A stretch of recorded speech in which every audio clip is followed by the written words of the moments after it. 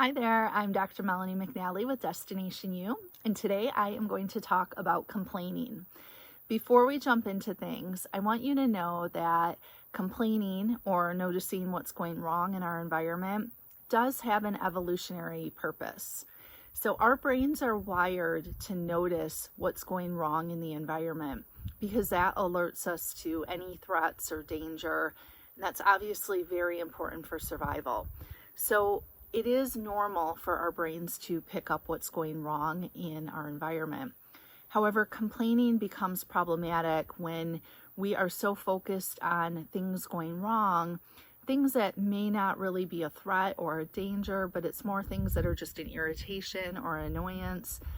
And we focus so much on these things that we train our brain to always focus on what's going wrong in any given situation, because we are then neglecting to look at what's going right in any given situation. And that can be problematic for many different reasons. But I want to talk about a couple of different things that you can do to help if you tend to be somebody who complains quite a bit. So the first thing you can do is set a limit on how much time you'll complain or how many complaints you are going to give yourself in a day. So for example, maybe you want to vent to a friend about a really big argument that you had with your parents. You could say, okay, I'm setting my timer for 2 minutes, and once that timer goes off, I'm done complaining about this, or I'm done venting, we're going to move on. That's one option.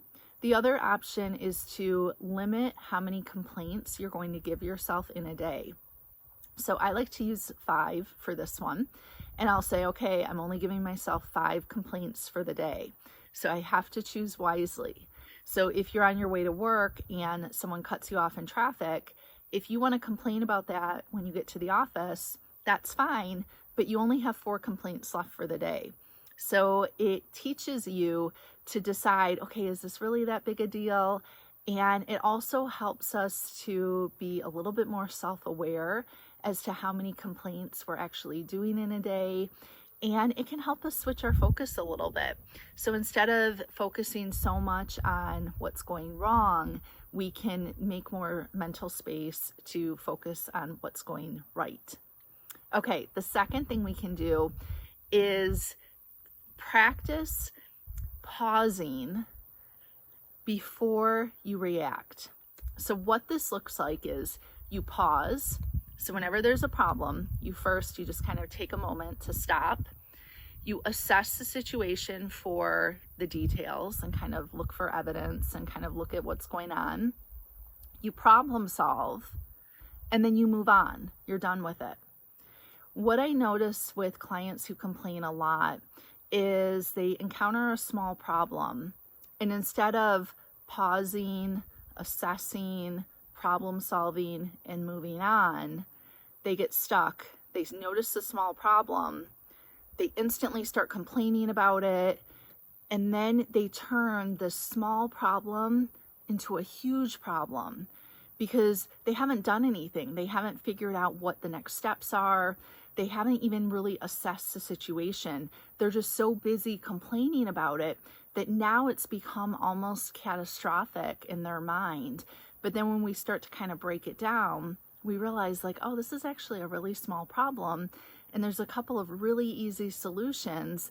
And I actually could have done this yesterday and I would have been past this. I would have moved on. But here I am still thinking about it and just stuck on it, over 24 hours later.